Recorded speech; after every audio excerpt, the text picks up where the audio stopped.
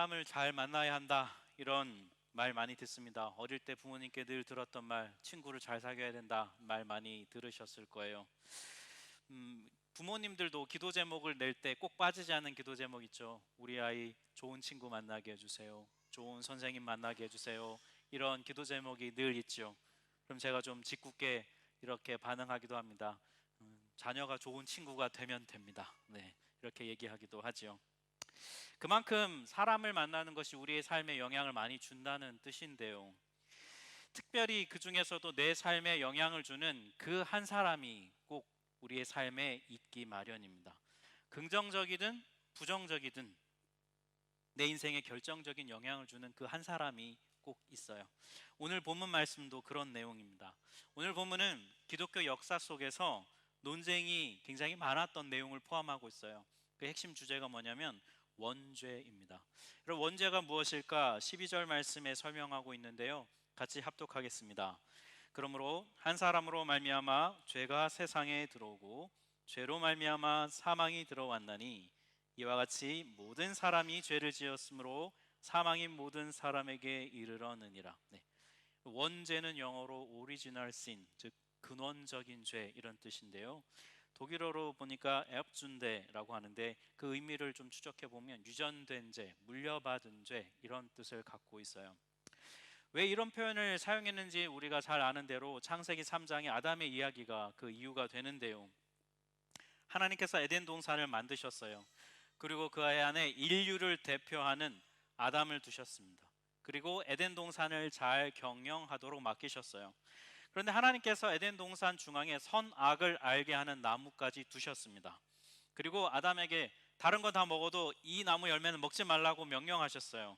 하나님께서 선악과를 굳이 에덴 동산 중앙에 두신 이유는 하나님께서 아담에게 주신 것이 소유권이 아니라 그냥 경영권을, 관리하는 권한을 주셨다는 거예요.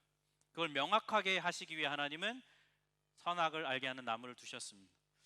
근데 아담이 선을 넘었어요. 네, 선악과를 먹었습니다. 그것은 무슨 뜻이냐면 내가 하나님이 되겠다, 내가 여기에 주인이 되겠다는 뜻이죠. 이것이 하나님께 반역이 되고 불순종이 되었습니다. 그래서 아담은 에덴 동산에서 쫓겨나게 된다는 것이 창세기 3장의 스토리예요. 근데 문제는요, 아담의 죄의 결과예요. 아담이 지은 죄가 아담에게서만 끝난 것이 아니라는 게 문제입니다. 한 사람 아담이 죄를 지었지만 그 결과로 그 아담 이후에 태어난 모든 사람도 아담처럼 죄를 짓게 된 거예요. 이게 바로 원죄라는 것이죠. 신앙생활하면서 죄 문제랑 막 씨름해본 분들은 이런 생각 한번 꼭 해보셨을 거예요. 왜 아담이 하필 그때 선악과를 먹어가지고 내가 오늘 이렇게 고생을 해야 되나? 그때 아담이 선악과만 안 먹었어도 지금쯤 에덴 동산에서 좀 편하게 일도 안 하고 좀 잘 살 수 있었을 텐데 왜 그랬을까? 나라면 안 먹었을 텐데. 여러분 자신 있으세요? 어떠세요? 여러분 근데 이 원죄라는 게 논리적으로는 사실 잘 이해가 되지 않아요. 12절을 잘 보시면 한 사람이 죄를 지었는데요, 잘 보시면 이와 같이 모든 사람이 죄를 지었다 이렇게 돼 있잖아요. 논리적으로는 사실 좀 맞지 않지요. 그런데 이 답을 어떻게 찾을 수 있을까? 이 12절에서 우리가 그 답을 좀 찾아갈 수 있는데요, 문법 시간 여러분 잘 떠올려 보시면 좋겠습니다. 12절에서 모든 사람이 죄를 지었다 할 때의 동사의 그 헬라어 시제가 뭐냐면 과거 시제입니다. 네. 여러분 과거 시제로 동사를 쓴다는 것은 무슨 뜻이냐면 과거에 한 번 있었던 사건을 말해요. 만약 과거에서 있었고 오늘도 그렇고 앞으로도 그럴 것이라고 한다면 그건 과거 시제를 쓰지 않고 현재 시제를 사용을 하죠. 그래서 과거 시제를 썼다는 건 무슨 뜻이냐면 아담이 죄를 지었을 때 모든 사람이 같이 있었다 이런 뜻이에요. 그때 같이 죄를 지었다는 거예요. 여러분 저희는 그런 적이 없잖아요, 그죠? 네. 여러분은 계셨습니까? 저는 없었는데. 네, 에덴 동산 우리 잊지 않았어요.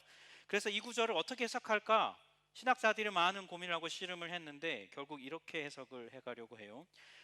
바울이 지금 여기서 12절에서 말하는 건 우리가 물리적으로 몸을 갖고 그 에덴 동산 현장에 있었다고 말하는 것이 아니에요. 그게 아니라 그보다는 아담이 에덴 동산에서 죄를 지을 때 모든 사람이 아담 안에 있었다 이렇게 설명합니다. 무슨 말이냐면 아담이 모든 인류의 대표자가 되어서 죄를 지었기 때문에 결국 모든 사람이 죄를 지은 것이 됐다는 거예요. 예를 들어 볼게요. 여러분, 올림픽에서 국가대표가 나가서 경기를 하잖아요. 그러면 그 선수가 승리하든지 패배하든지 겉으로는 그 선수의 승리와 패배이지만 실제 결과는 대한민국이 그 다른 나라에게 패배하고 승리한 것으로 여겨지지요. 마찬가지로 인류를 대표하는 모든 인간을 대표하는 대표자 아담이 범죄했기 때문에 모든 사람이 죄를 지었다는 것이에요. 그리고 그 결과는 죽음이라는 겁니다. 우리가 살고 있는 이 독일 땅, 이 서구 사회에서는 특별히 이 원죄 이론을 받아들이기를 굉장히 꺼려했어요.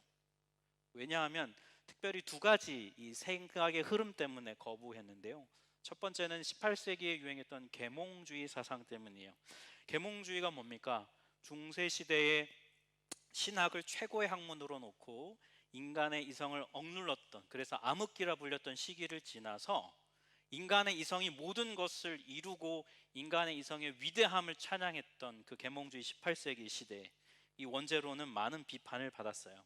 왜냐하면 계몽주의는 인간의 능력을 긍정하고 높이 평가하고 인간의 능력으로 뭔가를 성취하는 것을 좋아하는 반면에 원죄론은 뭡니까? 인간의 지성은 타락했다. 인간은 흠이 있는 존재다.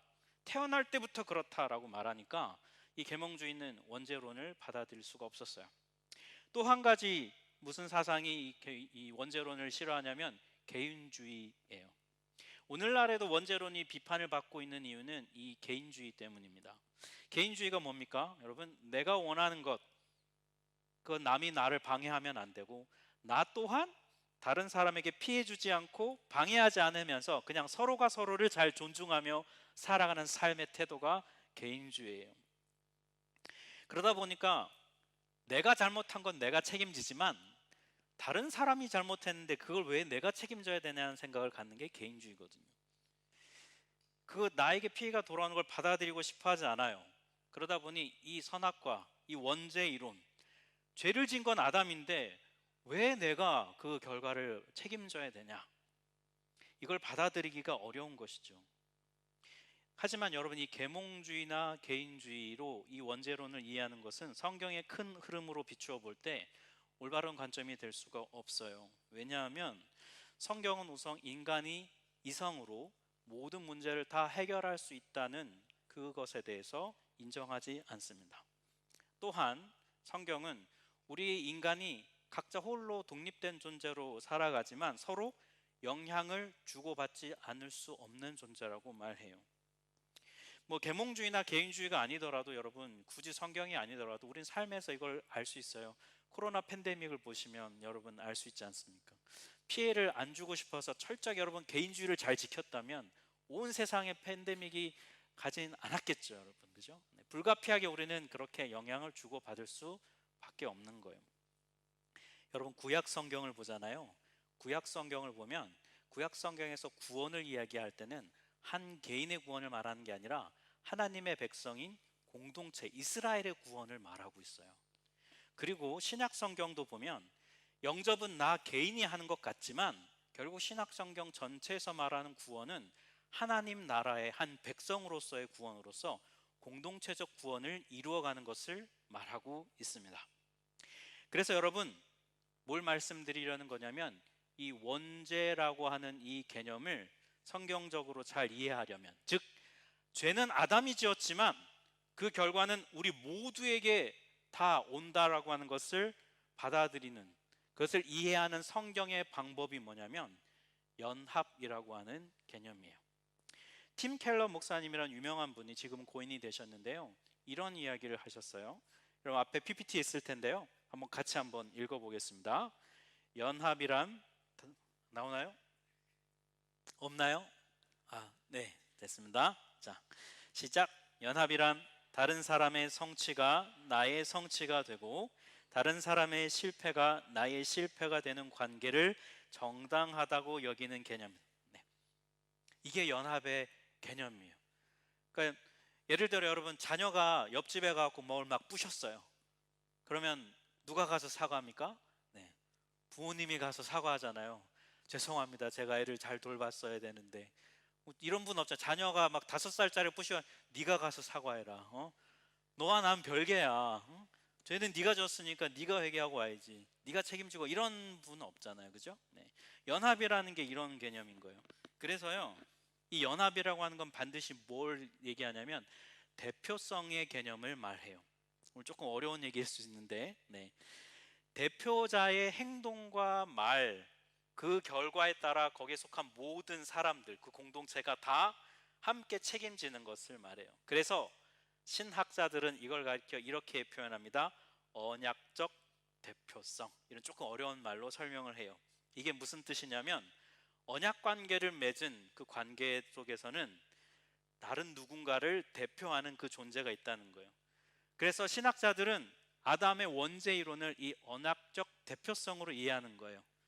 아담이 한 사람이 죄를 졌지만 그는 우리와 언약의 대표성이 되는 자이기 때문에 그의 죄가 우리의 죄가 되게 된다는 식으로 이해하기 시작했다는 거예요. 모든 인류의 대표자를 아담이 죄를 지었으니까 그렇게 된다는 것이죠. 그러면 아마 분명히 이런 생각하는 분들이 있을 거예요. 나는 아담을 내 대표자로 뽑은 적이 없어요. 네. 나는 아담을 내 대표자가 되달라고 요청한 적도 없어요 라고 말할 수도 있겠지요. 그렇다면 한번 생각해 봐야 됩니다. 만약에 그럼 아담이 아닌 다른 누군가가 대표자가 됐다면 결과가 달랐을까? 또 아담을 대표자로 세운 분이 하나님이시잖아요. 그럼 하나님보다 더 대표자를 잘 선정하고 나는 고를 수 있었을까? 네, 그렇지 않을 거예요, 여러분. 결국 여러분, 이 언약적 대표성이라고 하는 이 개념 아래서 아담의 원죄론을 이해하고 받아들일 수가 있어요. 그리고 여러분, 막 굳이 이렇게 어려운 언약적 대표성 이런 얘기를 안 하더라도, 안 하더라도 여러분, 우리 모습을 가만히 살펴보면 원죄가 이해가 됩니다, 여러분. 그죠? 네, 아이들 키워보신 분들은 아실 거예요. 가르치지도 않았는데 죄를 잘 져요, 여러분. 네. 그 조그만 애가 어떻게 알아서 욕심을 부리고 질투를 하고 내 거야 막 싸우고, 그죠? 그 저희가 가르친 적이 없잖아요. 네 소유는 네 걸 잘 지켜야 된다. 네가 싸워야 된다. 뭐 투쟁해야 된다. 얻어야 된다. 이렇게 우리 가르친 적 없잖아요. 근데 아이들이 그렇게 하는 걸 보면 이해가 됩니다. 아무튼 여러분이 원죄론을 들으면 좀 억울한 것 같아요. 그런데 동시에 여러분 정말 유익하기도 해요. 왜냐하면 첫 번째 우리의 언약적 대표자인 아담이 실패했는데요, 우리의 두 번째 언약적 대표자인 예수 그리스도께서 모든 걸 다 회복하셨기 때문이에요. 15절에 그 내용이 나와 있습니다. 우리 15절 같이 합독하겠습니다. 그러나 이 은사는 그 범죄와 같지 아니하니 곧 한 사람의 범죄로 인하여 많은 사람이 죽었은즉 더욱 하나님의 은혜와 또한 한 사람 예수 그리스도의 은혜로 말미암은 선물은 많은 사람에게 넘쳤느니라. 첫 번째 대표자인 아담, 그 한 사람의 죄로 인해서 모두가 다 죄인이 되고 죽음을 얻게 됐잖아요. 그런 것처럼 다른 한 사람, 그 사람이 이 죄의 문제를 해결하면 그러면 모두의 죄의 문제가 해결될 수 있다. 이게 지금 15절에서 말하는 바울의 논리고요. 바로 그분이 예수 그리스도이시라는 거예요.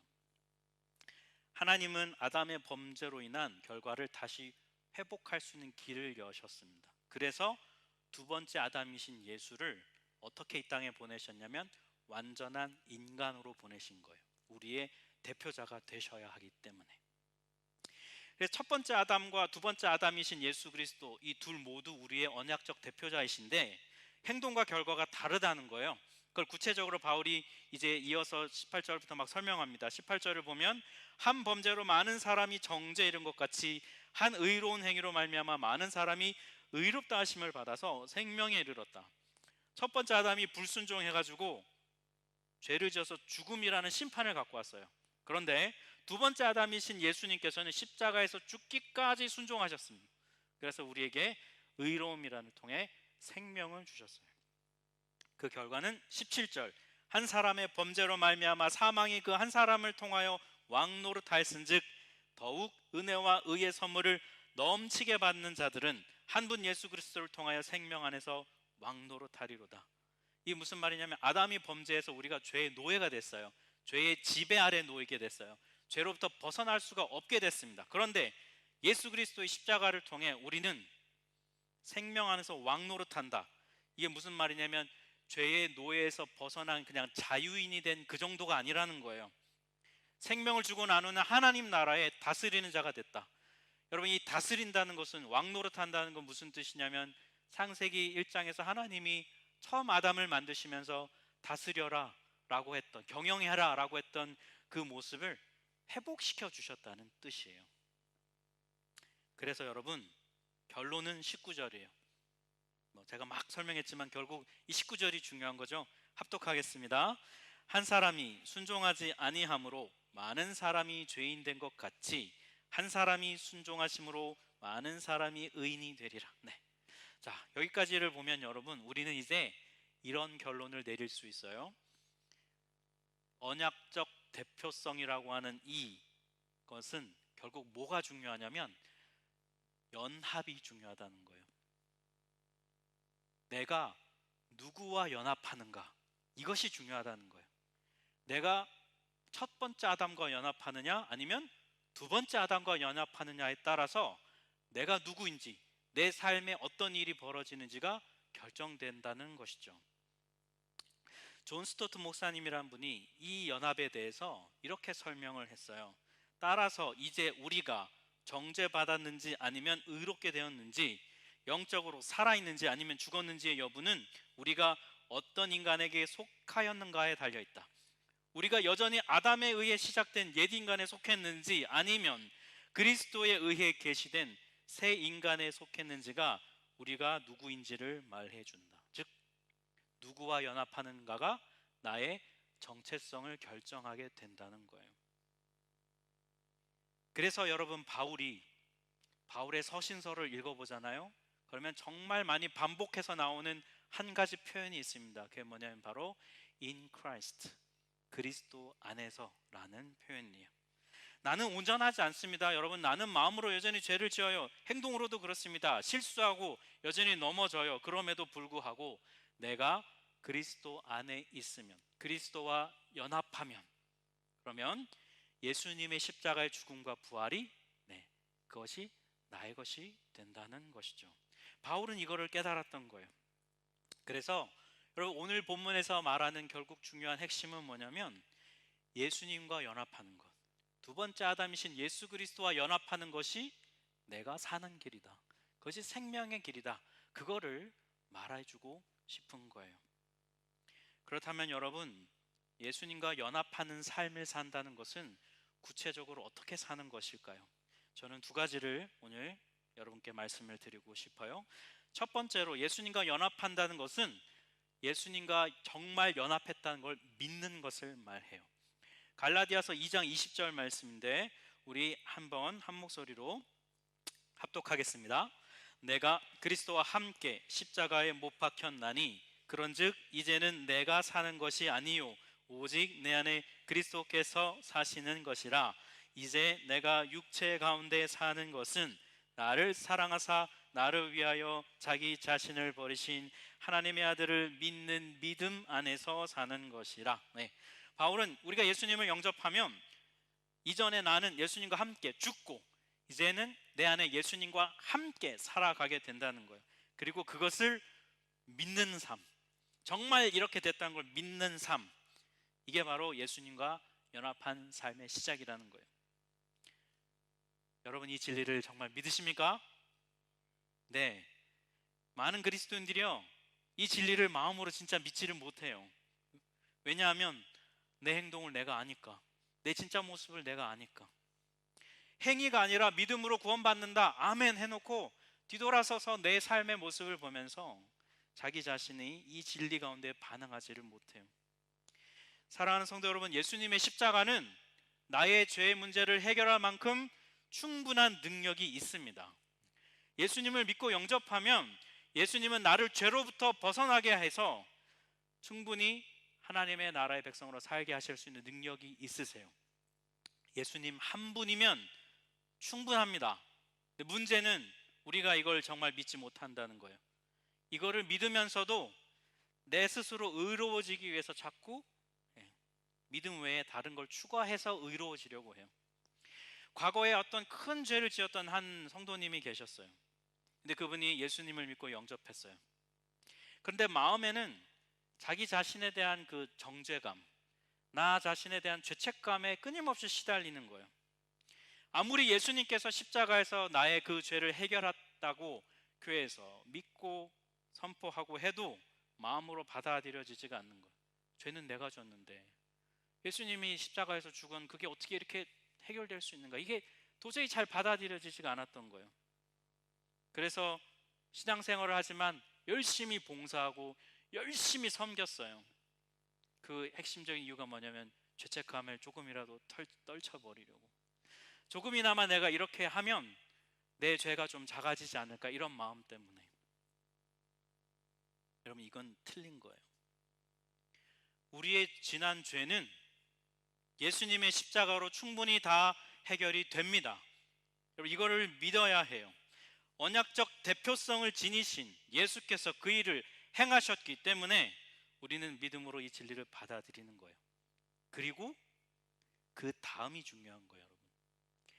죄책감을 떨치기 위해서 봉사하고 섬기는 게 아니라요, 감사해서 해야 하는 거예요. 네. 그 예수님이 이런 나 같은 사람을 용서해 주신다니, 이 큰 은혜를 입었는데 내가 어찌 가만히 있을 수 있는가?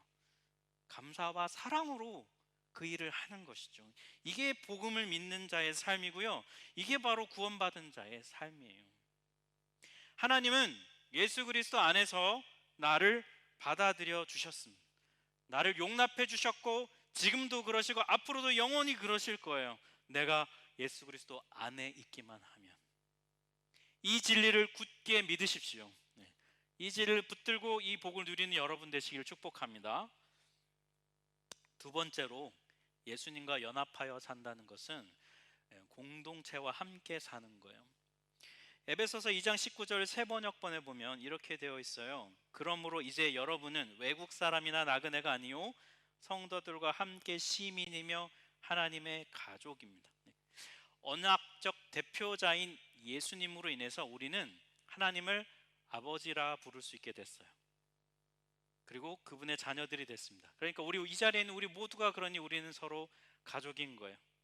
이전에도 말씀드렸지만 우리는 그 한 사람 예수 그리스도가 아니었으면 우리 이 자리에 서로 볼 일이 없는 사람들이에요. 그런데 그럼 우리가 모여서 가족이 됐어요. 여러분, 어떤 교회 공동체에 소속되었느냐에 따라서 한 사람의 신앙에 미치는 영향이 큽니다. 그 공동체의 가르침, 그리고 그 공동체의 분위기, 그 공동체에 속한 사람들과의 어우러지는 관계를 통해서 그 공동체를 통한 영적인 영향력을 받게 되지요. 그런데 그 중에서도 특별히 그 공동체 안에서도 중요한 한 사람, 그 사람의 영향을 우리는 받으면서 살아가게 돼요. 저도 그런 경우가 있었어요. 저는 대학교 1학년 시절에 저를 제 인생의 정말 신앙의 전환점을 갖게 해준 그 선교 단체로 저를 인도해 준 저희 과 선배가 있었습니다. 그 과 선배가 2학년이었는데 저보다 한 학년이 많았는데, 자신과 함께 이 캠퍼스에서 하나님의 사람이 되기 위한 이 신앙 훈련을 함께 받을 자신의 후배를 보내달라고 막 기도를 하고 있었어요. 근데 마침 제가 이제 그 레이더망에 이렇게 걸려든 거죠. 네. 요즘은 모르겠지만 옛날 90년대 학번 즈음에는 대학교에 가면 선배들이 밥을 자주 사주었습니다. 그래서 한 학기 동안 밥 사주세요 이러면 그냥 선배가 밥을 사주는 것이 율법이었어요. 율법. 네, 함께 지켜져야 되는. 그래서 점심시간만 되면 선배를 찾는 거예요. 학교 식당 앞에서 이렇게 찾고 있다가 저기 있다 그러면 막 4-5명 모여 밥 사주세요 이러면 그냥 선배가 어쩔 수 없이 계산을 해줘야 하는 그런 시대. 그래서 저도 어느 날 막 이렇게 뭐 늑대가 먹이를 찾고 있는데 이 선배가 걸렸던 거죠. 그래서 쫓아가 밥 사주세요 했더니 그날 당연히 학생 식당이 아니라 교문 밖으로 나가서 제육덮밥을 사주는 거예요. 네. 너무 막 고맙잖아요. 너무 고마운 마음에 식기도를 했어요. 제가 진짜 제가 그때 저의 신앙이 바닥을 칠 때였습니다. 진짜 뭐 하나님을 믿네 마네, 뭐 교회를 가네 마네, 막 진짜 바닥을 칠 때였는데 제육덮밥을 사주니 너무 얼마나 고마워요. 저도 모르게 습관적으로 식사 기도를 한 거예요. 네. 근데 식사 기도를 하는 저를 보고 선배가 기도 응답이구나. 하나님이 얘를 보내주셨구나. 네. 그래가지고 저를 선교단체로 인도를 했었습니다. 그래서 저는 제육덮밥 한 그릇 얻어먹고 네, 지금 이 자리까지 네, 오게 됐어요. 결국 나중에 그 선배도 그 선교단체의 간사가 되고 저도 간사가 돼서 함께 나중에 동역자로 이렇게 파트너로 함께 섬기게 됐었습니다. 그때 제가 여러분 식사 기도를 하지 않았다면, 그 한 사람을 제가 만나지 않았다면 오늘 이 자리에 있을 수 있을까? 잘 모르겠어요. 또 다른 하나님의 섭리가 어떻게 있을지 모릅니다. 그건 모르는 일이죠. 다만 제가 확신하는 것은 하나님께서 저에게 그 한 사람을 보내주셔서 저를 하나님의 사람으로 인도하게 하셨다는 것이죠. 하나님은요, 이렇게 한 사람을 통해 역사하고 일하세요. 사랑하는 성도 여러분, 우리가 죄로부터 벗어나서 이 생명의 구원을 얻게 된 이유는 바로 그 한 사람 예수 그리스도 때문이에요. 그것처럼 우리도 또한 다른 누군가에게 그 한 사람이 되어서 이 예수 그리스도의 귀한 복음을 전하고 나눌 수 있는 통로가 되기를 하나님은 원하십니다. 왜냐하면 하나님은 그런 방식으로 일하기를 즐겨 하시고 이 땅에서 그렇게 그 한 사람을 통해서 이 땅의 구원을 이루어 가시는 분이 하나님이시기 때문이에요. 사랑하는 성도 여러분, 한 사람 아담의 죄로 인해서 우리는 죄의 영향력 아래에 있게 되었어요. 하지만 이제 또 다른 한 사람 예수 그리스도로 인해서 우리는 죄로의 지배로부터 벗어나게 되었습니다. 그러니 여러분, 이 복을 누리시기를 축복합니다. 여러분, 예수님 안에 거함으로써 예수님과 연합하는 삶이 우리가 이 땅에서 살 수 있는 길임을 여러분 믿으시기를 바랍니다. 그리고 공동체에 속해서 나도 그 한 사람, 예수 그리스도와 같이 나도 그 한 사람으로 하나님이 나를 부르심을 믿고 다른 누군가에게 그 한 사람이 되는 여러분 되시길 주님의 이름으로 축복합니다. 함께 찬양하겠습니다.